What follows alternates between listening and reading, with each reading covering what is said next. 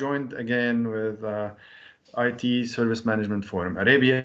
We're really happy for coming back for year 2024 again with an exceptional guest. Of course, you are all waiting for him, Mr. Sakari Kyrö, talking to us about IT experience management.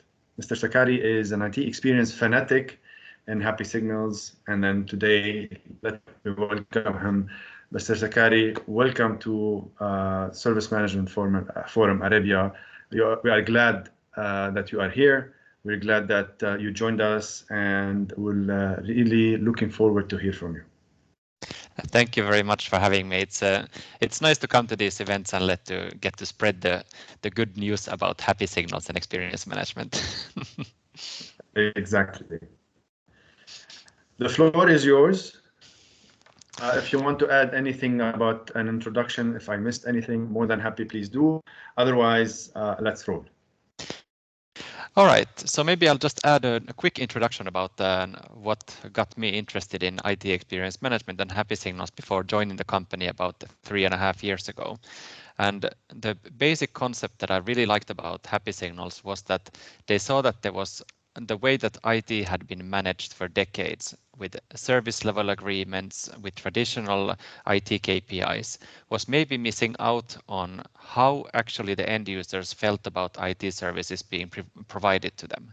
And what HappySignals then set out to do is that how can we build a platform and a product that will help IT organizations to solve this issue by collecting the data about the people that are in the organizations using IT services and services in enterprises, and then how can we then quantify that and make it into an intuitive platform so that IT can really understand how end users feel and how they can be happier through the service management improvements that the IT organizations can make. So that's what really got me into it. And in today's presentation, I'll go through a little story that we often tell to new people that haven't heard so much about IT experience management before. And I think that will even give a better insight into why we do this and what it is. And when we talk about end user, we're talking about internal and external here, right? Just to clarify so that they don't tell us, well, it's internal, no, it's external. Yes, and we only talk about internal now. So we talk about the people who are working inside the enterprises, who are being delivered whatever services IT has chosen that are available to them. So only internal enterprise employees in organizations with often hundreds or thousands or tens of thousands of employees. Perfect. I'll share my screen and let's jump into this short presentation.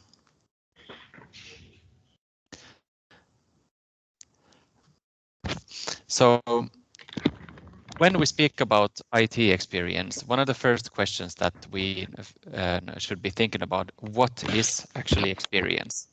And as service providers of IT services and other services in big companies, it is good to think about how we as consumers, as every one of us is both, if we work in service management, we both are service providers, but also service consumers.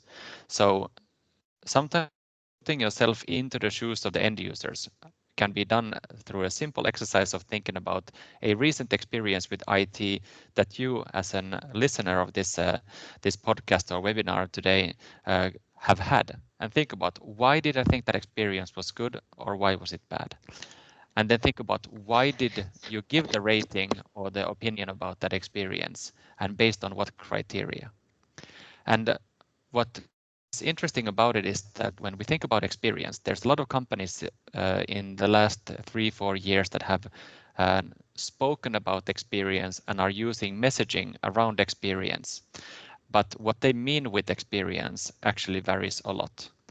So we have a few examples here on the screen, and they all speak about experience in different ways. But these companies, Lakeside, ServiceNow, Thousand Eyes, Nextink, Qualtrics, and Gallup, they all measure the experience of end users in the professional realm in one way or another, but they all define experience in different ways. For Lakeside, a company that is specialized in telemetry and gathering technical data from devices and applications, allow end users to be scored based on a selection of library items and scores, and that creates an experience score. ServiceNow, built around processes, has really been talking about how good work is a well-functioning workflow, things moving smoothly, processes and so forth. ThousandEyes is about networks. Nextthink is has both hardware and software metrics, and with a touch of sentiment through one of their modules as well in the score. Qualtrics, originally designed as a research tool, allows the users of the platform to really define experience or a good experience as whatever the researcher wants a good experience to be, fully custom, so it can be anything at all. And Gallup has been a pioneer in measuring employee engagement from more of a human resources point of view for decades already. So they really look at more about the employee engagement in terms of feelings and emotions and how people feel in the workplace. And as I mentioned in the introduction, HappySignals is a company that created a product that is for internal IT end users. And the way that we see it is that when you're dealing with IT, you're always dealing with people, always dealing with processes, and always dealing with technology. And the way that we see it is when looking at experience, people, process, technology should come in that order, with looking at how people feel as the first point of measuring experience. And the way that it was done before led to some frustration in IT leadership. And I think many of you have heard about the watermelon effect previously. The watermelon effect is something where the metrics on the outside look green, but if you would be asking the end users using those services, they might say, no, we don't actually think that IT is as good as maybe what they are saying it is. And the fact that this watermelon is green has on the outside and red on the inside has been the cause of having two different realities in the business. IT teams might be saying that all our systems are running, partners are saying we're meeting all SLAs, and vendors might be saying, hey, we have some new tech that can solve your problems. But at the same time, the business doesn't feel like IT is fully enabling them to do the work that they have been set out to do. Maybe the CFO thinks that IT is focusing on the wrong things and should be more looking at something else. And HR might think that, hey, technology is a big part of our people's working days today. Can you do anything to improve the employee experience? And the old way really was looking at those traditional IT metrics. And that's why there were then these issues that caused the watermelon. And there is a change that is needed. And often that change is both in terms of what is measured, but also culturally. And some of the questions that IT leaders today ask themselves is, how can we prove the value of IT and really become a trusted partner for the business? And at the same time also think, but we have all these different complex parts of IT. How do we lead those IT teams, partners and vendors in a way that would then help them enable business and do things that matter most for business? And that's where we then see how this people, process, tech in that order comes in. We really put the humans at the center of IT experience management. It's quite simple in the basic principles, asking people how they feel about IT and asking, did you lose any time in these different IT touchpoints? And by getting that data then in the platform and getting a visualization of how experience varies and how experience changes between different parts of the business, this then shows the IT leaders in the company exactly how people feel and what the experience is, which enables them then to identify improvement areas and improve the things that actually matter the most for the business. And this leads to also the IT teams feeling that, hey, now we understand and we know what has been a problem for the end users, we have improved it, and we know that we have now made them happier. Today in the IT and service management world across the globe are increasingly looking into XLAs, so experience level agreements instead of service level agreements in SLAs. And it's a thing that is now leading to the fact that business can start seeing the value that IT provides to the end users. And there has been a gap in many IT organizations before being able to prove and show how experience has improved and whether or not people's perception of being productive at work has changed with the different improvements that have been implemented. So with this and with these changes, then really business can start seeing that, hey, IT understands our end users and understands what they can do in order to enable those better business goals.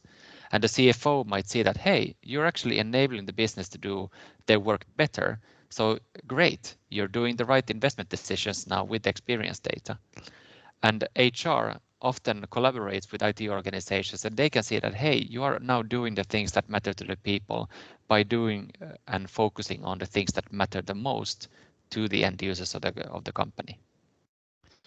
And some of the benefits that our companies or companies using HappySignals and experience management in general, doesn't have to be our platform, other ways of doing it as well, is that they will see a better focus for IT teams. IT can make better decisions, maybe even more motivated IT employees. For example, in service desk or in certain service customer-facing, internal customer-facing roles, it can sometimes be difficult to see the value of the work that is being done, but then having that experience data come in and seeing that people say, hey, I am now happier with the IT services that you're providing, that actually motivates the employees of IT as well. They see the real purpose of their work. It's not about meeting SLAs. It is about enabling those people in IT and hearing, thanks to IT, I was able to do my work better. And that's a really big reward on top of the higher productivity and increases in happiness. But there is no magic wand. And one of the things that we have seen is that human-centric IT culture does take time. In the beginning, it's just about thinking about what is the data that we're collecting, what is the tooling that we have in place, so that we can start understanding the baseline of experience, understanding what is the current state. Because not measuring IT experience today doesn't mean that the experiences are better or worse. They are there. It's just that IT doesn't know what it is. And IT experience management is really about shining a light or bringing a light upon the issues that people are struggling with in terms of their IT from the end user's point of view. And once you have the data and tooling in place, then you can start thinking about how do we operationalize this across the organization. Getting that right leads to then being able to start implementing XLAs in a transparent and trusting way with partners and vendors, and then also focusing more on the productivity and seeing how an IT culture that is human-centric starts to evolve. And the very foundational thing with all of this is that thinking about the humans, that the humans are the best sensors when it comes to measuring IT experience. They are sensitive to circumstances. They're always on, they never need configuration. And one example that you can imagine or think about yourself is that when you use a specific tool at work, if you're under pressure to do something very quickly or to get it done and something is going to be very visible to other stakeholders, your expectations of the IT services and the tools around you will be higher than if it is a task that isn't that important, isn't business critical, and you can always have a little bit more time to fix it, even if it doesn't work out the first time. So the circumstances, the priorities, and everything else, people notice them and they do expect different levels of IT services based on those circumstances and expectations and priorities. So that's why humans are the best sensors, because you don't have to configure them. You will see it in the data without doing anything special about the data collection piece. And the way that we measure it is through two simple metrics, happiness and productivity. And those two metrics that we collect are the same regardless of the area of IT that is being measured. Anything from IT support to proactive areas such as mobile devices, enterprise applications, office, remote work, or service portal. And that data is then those two key metrics across those different IT touchpoints. We have then research-backed experience indicators called factors, which are an analysis of the most common reasons why people would be happy with any one of these different areas. And by having those standardized and having those two key metrics makes also IT experience data comparable across the whole organization. Actually, the IT leaders can now say that service desk, we can compare the type of experience you're providing with the type of experience that the asset managers responsible for the laptops are providing, or the facility managers responsible for the IT equipment in the offices are providing. And it really creates this comparable view of the IT experience across the organization. But then to provide even more context, we also collect benchmark. And today we have almost 10 million data points from more than 2 million end users across the 4 or 5 years that we've been collecting this data. And we start seeing trends and patterns that are common across different regions and locations. And all of this really comes from a simple structure of a survey. And we do use surveys, and this is something that sometimes is being questioned. Like, isn't it something that people would be tired of answering surveys? But there is a methodology that we have behind it as well, which includes communicating back to the end users that the feedback that you provided is now impacting the choices that we make. You said this doesn't work. We did what you asked us to do. And by showing that there is an impact, increases the willingness and the motivation for end users to also fill out those surveys. And this was also studied by McKinsey in over 20 academic articles, where they found that the number one reason for people not to want to fill out surveys is the impression or the belief input change anything. So if people think that their input changes the way that IT is being managed and decisions that are being made, they are then motivated to provide feedback because they know that it will impact the tools and services that they have available to them at work. And looking at the data, in the latest benchmark that we collected from 2023, based on almost 1.7 million responses across incidents and requests, we can see that on an NPS scale, which is from -100 to +100, where people rate their services with a score of 0 to 10, the average incident happiness among our customers is +79. And the average time that they feel that they lose per incident, so the perception of lost time, doesn't have to do anything with SLA clocks, doesn't have to do anything with, for example, when a ticket was raised or closed. It's their perception. It's 3 hours and 12 minutes per incident. And before they maybe even raised an incident, they might have looked on Google, tried to ask a colleague, and tried to solve the thing for themselves. So IT with the traditional metrics doesn't capture the entire productivity loss that an end user might be feeling. And the same thing for requests, +84 and 3 hours and 60 minutes on average. But there are variations. Some of the most interesting data in a benchmark is about the regional differences, because the way that people in Western Europe or in North America or in Africa or in the Middle East, how they rate services differs. If you go to Germany or the Netherlands, that are the two most critical countries and the hardest to please, for a German to give a 7 or an 8 is a really good score. But then if you go over to North America and the US, a 10 is sort of, you met what I was expecting you to do. A 7 is a really low score. You really failed something to get a 7 in North America.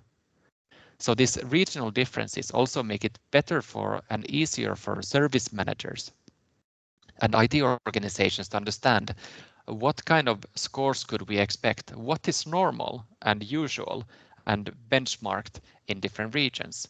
Are we performing as good as we could?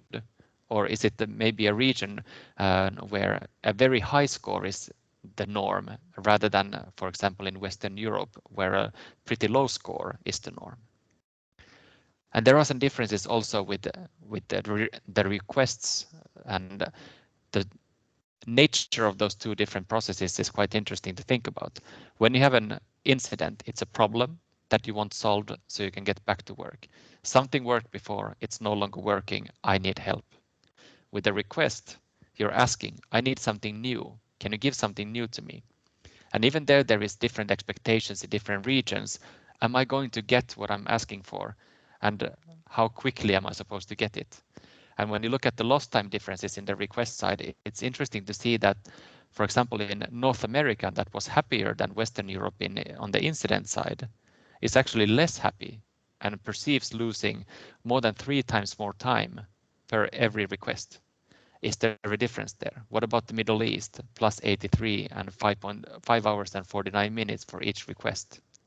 These regional differences are very important when IT organizations are providing services globally and may be struggling to reach certain levels in certain locations while finding it quite easy to get certain scores in other locations.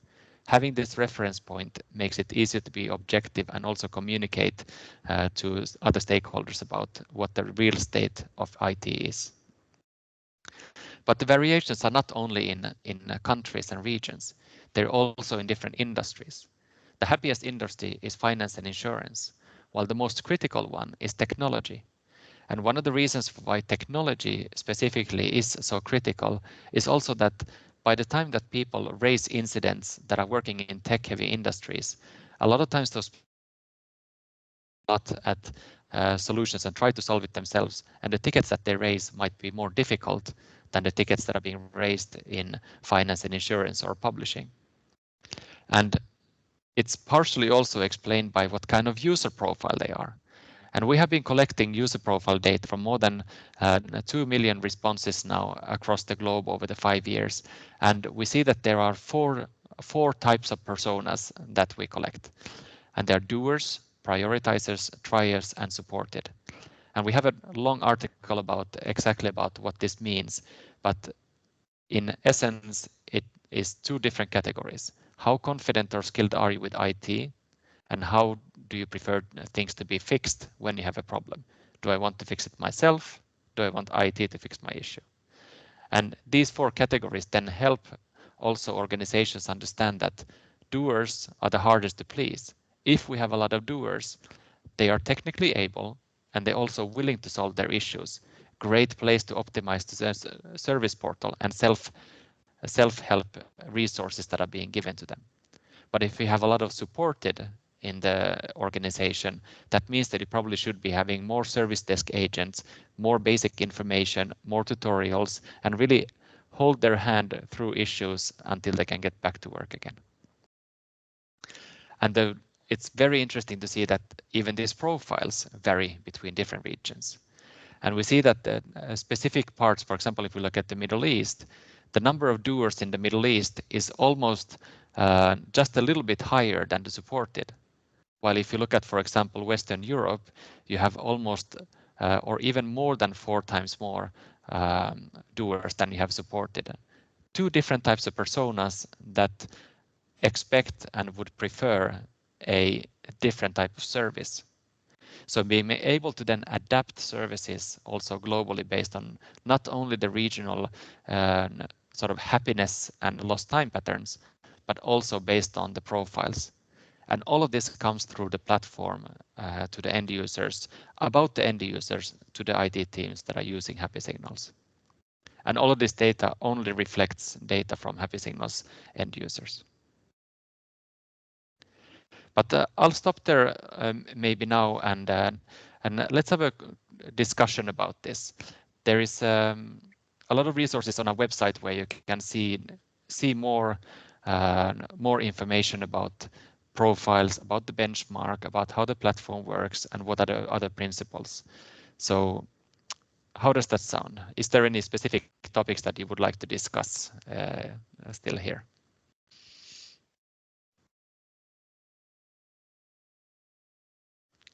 Thank you. I'm actually amazed of the amount of data that was collected over the years. That's one. And when I look at this as an expert, first I need the link to download it. That's the first. Yeah. That's the first thing. Not just mentioning the presentation, how it was, not mentioning the design of this, how it it makes you feel at ease, even when we want to share it as a snippets or whatever. but also most importantly, as service desk managers and service desks or service managers, they want to define based on international benchmarks. I don't know if this is the first time that we have such a study or survey that is done, as a global benchmark, because this brings a new kind of aspect to things where we usually get this. So what are we doing something wrong, or this is how the region thinks, or talking about Germany, talking about the US, and then I was shocked about um, advanced societies and advanced tech companies and organizations such as the US, where they actually spend 5 hours of lost time versus Middle East, which is similar, but in a scale it's different, versus Germany versus Europe. Europe is leading in this. So for me, those benchmarks is really super important, because it gives us another indicator that somebody is not doing their job right, or there's not enough resources, or that's the way the culture is, or it gives you need maybe further analysis on this. I don't know, what's your take on this? The benchmark is very interesting, and we have had customers, for example, where the IT teams had been like hitting their head against the wall. Why can't we get our German and Dutch end users to be as happy? And when they saw the benchmark, like, it's actually a national voting pattern. It's almost impossible to get a 9 or a 10 out of a German or Dutch end user. While if you go to, for example, Asia, and you go to China, and you go to specific countries in Asia, a 10 is the rule, not the exception. And then like a bad experience will maybe get a 7 or an 8. So then they were able to say, okay, we won't be able to solve this issue by putting more money and more resources into those markets. But actually, when we compare to the benchmark, we know we're actually doing pretty good. So we don't have to feel bad about this. And at the same time, the same organization was looking at some other markets, and they saw, okay, in this country, we should actually be doing a lot better. Having a of 79 in, let's say, Brazil is actually not that great. You should be reaching a little bit higher because of the voting patterns in that specific country. And this benchmark report was actually the 11th benchmark report. So we've been doing this since 2019, and it used to be quarterly, but as we have embedded more and more data into it, we have now moved to an annual cycle from this report and on. So, and where you can find it is really simple. It's happysignals.com/report, and that's the latest one. And at the bottom of the page there is the old links to the old report as well. Yeah, it's really interesting the points that you raised, how different markets, Germany is not easy to please, versus the trends in different markets. And that's the most important part is the signals, and you need to pick up those signals to better align. I've had different experiences in different tools. I used NextThink for more than maybe 8 years in my life, and it was kind of an amazing, even meeting the CEO was, because he was venturing also into certain new territories. Maybe sometimes it's not before aspect, or that aspect was not seen. And then similarly to the other services and service desk, helping the users, you need to take care sometimes, because the user is always moaning about a certain problem, but with certain tools you can pick them up before they become a habit or a trend, and then try to solve this as a preventive, not as a post issue. And this is very important in service management, exactly, because why should you sometimes wait? And I remember one time we benchmarked using the NextThink based on performance of machines. And then based on that, we discovered that certain applications, business applications, they were taking more than 80 seconds to start. Yeah. So imagine the hassle. So we had to troubleshoot, why is this based on that? And this is when we took a decision. Maybe it was memory problems. So this is when we upgraded. So all of the small things maybe for some users, but it brings a lot of value, and I'm not specifying any application here. We've seen a lot of applications. Antoine, you have another experience maybe you'd like to share also. So it's really interesting. Antoine, what's your take on this? Yeah, I would like to know, like, we heard from many of our customers, like, how we're gonna do this, how we're gonna collect such information. They are willing to help the end user. They want to, make the customer satisfied and have a good experience, but how to do it?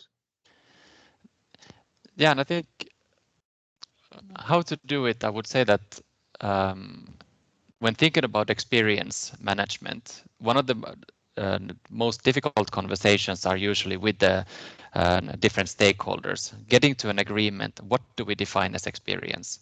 And when it comes to, for example, the different tools, I think if a service management organization already can have the conversation with the business stakeholders about how do we define it, what do we start measuring, and what do we define as a good or bad experience, we saw that in a lot of cases, IT will sit amongst themselves and define the metrics that then will define what good experience is. And then, but at the same time, in a report that we did, in a benchmark report from, I think, Q4 2020, we looked at the difference in velocity. So the speed with which the IT can improve the experiences was much higher. If even just the IT would go to business and say, hey, we have been thinking about this kind of metrics.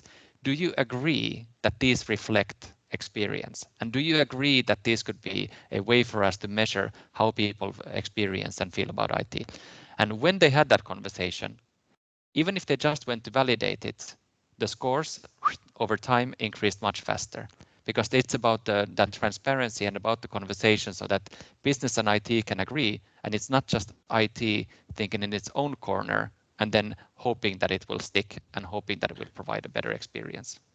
Yeah, I think when you put the mentality, usually because we have SLAs, that is our mode of operations. But with going on another level of maturity, when you introduce XLAs, I think the game changes in a big time, because end result is what? Is not the service. It's actually who's using the service. So exactly. That small change changes everything.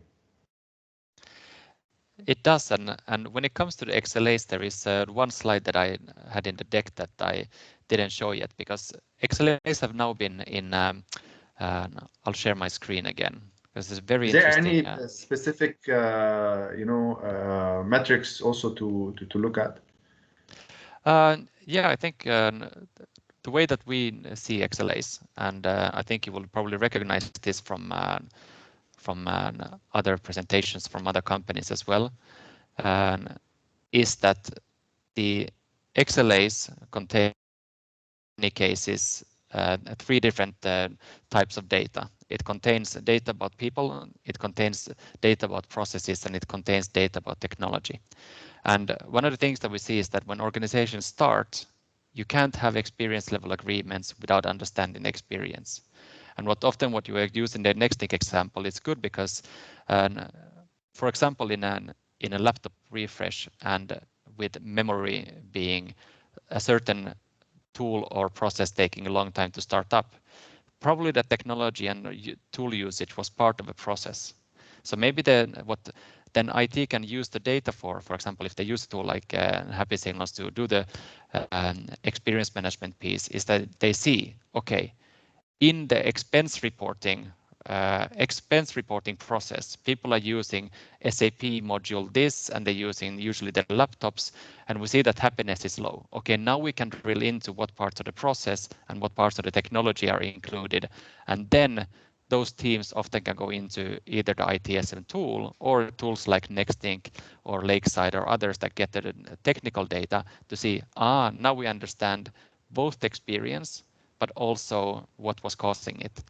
And so this is one way of thinking, but the focus on the experience piece is important. As in August last year, Gartner was looking at what are the common findings when large organizations have been establishing XLAs with outsourced service providers that have been often steered by those SLAs. And as you can see in the first key finding, in 2023, they say that these service providers often disguise legacy SLAs as XLAs for clients, driving the wrong perception about the effectiveness of XLAs. And one of the things that then also Forrester found in end of January is that IT has become more or less obsessed with monitoring. And despite all the monitoring tools and no lack of data, it's still a lack of holistic understanding. And I think that's one of the reasons why HappySignals has, of course, we have been challenged by the market and also by people in the market that why aren't you collecting technical data and process data in your platform? And it's just about, well, if you want to have a comparable understanding about experience in an organization, it is better if it's simple. If you really just reflect, if experience reflects what it says it reflects, so just how do people feel? It's not all the data, but it does reflect experience, and that they can help the conversation between the technical teams and the business relationship management teams and business stakeholders. That conversation becomes easier when there is this simple common core that measures experience in the organization. Okay, I love it. I love it. It's a whole new philosophy. If you wanna, it's not new, I'm sure, but it's a whole new philosophy, I would say, for me, to kind of, because it needs shifting, mind shifting, it needs process shifting, it needs technology shifting, and it needs, of course, the most important part is the experience part of shifting towards the experience part, which is the intended goal that we should all be looking at. I love the topic. I loved really the discussion today. I don't know if you want to add anything, Antoine, before, and I want to thank you again, Sakari, on this, because really you've been an awesome, let's say, player with all of the challenges that we faced previously, and thank you again for being with us. Antoine, I'll leave it to you, and then we'll take it from there. Yeah, thank you very much from my side also, and the whole community here. Thank you as well. Thank you. And you can find all of these resources, all of the things that we publish. It's freely available. You don't have to give your email if you don't want to. Happy Sure. Learn it under the learn menu item. Yeah, so we can publish the link on YouTube also, so they can. How can they find you on social media, if you don't mind? Yeah, so anyone can reach out to me on LinkedIn. So Sakari Kyrö on LinkedIn. I think I'm the only one with that name, so it's quite easy to find. And you will see a pink background as that is the HappySignals color behind my image as well. And feel free to reach out. I'm always happy to have these conversations, even one-to-one. If you want advice on how to start your journey, even outside of HappySignals as a tool, I'm always happy to give our points and share our learning so that IT can become a little bit more human-centric. Thank you again. Don't forget to subscribe and like on the YouTube channel of Service Management Forum Arabia, and most importantly, do share it on your LinkedIn and other social medias. With that, stay tuned. Another one happening soon. I'd like to thank you. Thank you, Antoine. Thank you, for being with us. Thank you, Sakari, also for this amazing presentation. We will put the link of the study and the numbers. It's an amazing, I think, study and survey that has been done in the description and on LinkedIn and on YouTube. With that, we'd like to again, see you soon and stay tuned. Thank you. Bye. Thank you.